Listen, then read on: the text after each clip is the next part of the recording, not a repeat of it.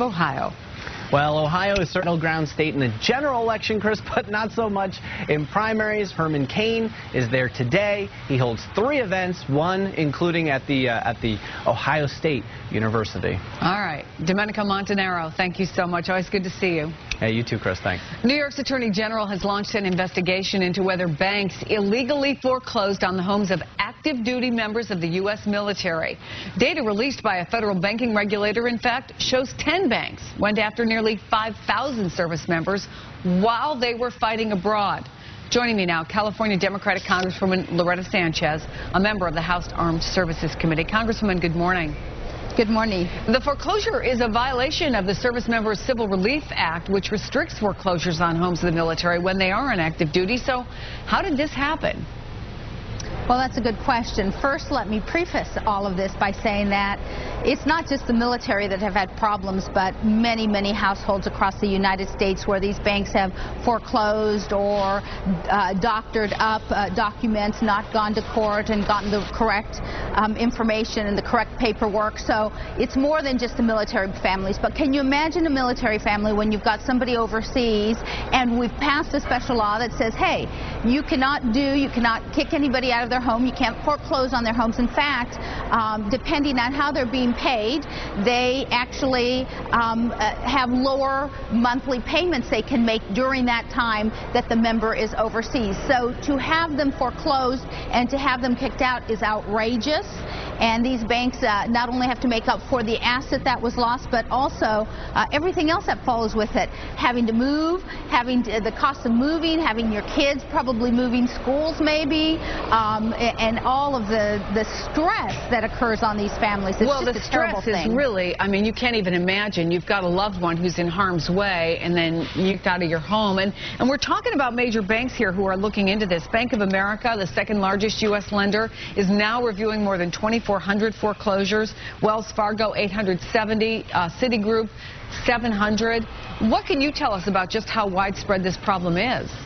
Well, unfortunately, I think we're going to see that it's that it's spread in many directions in all of our services, probably across each and every state, because our membership to our military who have been deployed have come from all 50 states and our territories. And so I think that this is worth a congressional investigation.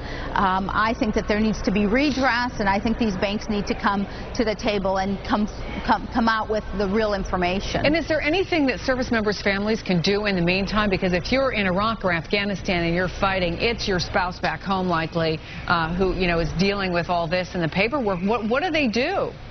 Yeah. The first thing I would say to you is either contact your local congressional office, because the minute that a congressperson steps in place, especially for a military member, the bank will put things on hold or certainly scrutinize it even more. And we can, of course, tell those banks about these laws that we have passed that say that you cannot foreclose, and in fact the payments may be lower during your deployment. That's the first thing. And the second thing is the Congress actually still has put money into these nonprofit like neighborhood housing and these other nonprofits that are available in your area for house counseling, where you can go over and they actually will intercede on your behalf to some of these banks and make sure that the paperwork is done correctly. I cannot stress that enough. For whether you're in the military or not, to try to save your house, go see your congressperson or go see one of these nonprofit neighborhood housing associations. All right, Congresswoman Loretta Sanchez, thank you. Important information. It's good to see you. Happy holidays. Always a pleasure. Thank you. We've been watching this. Say, wow, look at the Dow now. It's been up close to 400 all morning. Now 422 in positive territory. Let's go to CNBC's Mandy Drury, as always, here with What's Moving Your Money. And boy, what we're seeing is quite the reaction to the easing of some credit, right? Yeah, absolutely. You've got the global coordinated central bank action. You've also got China throwing their effort into the mix by cutting reserve ratio requirements for banks over there. And what you have as a result, Chris, is a monster rally with 421 points to the good for the Dow Jones Industrial Average. So we'll just see whether or not it holds, of course, over the course of the day. But so far, so good. Enough to buy lunch, which segues me to Subway, the world's largest restaurant chain. What, $2 sandwiches? Yeah, $2 sandwiches. You know, it's really shaking things up here because Subway is a serious player, Chris. It's not just a mom and pop store that's trying to stay afloat in different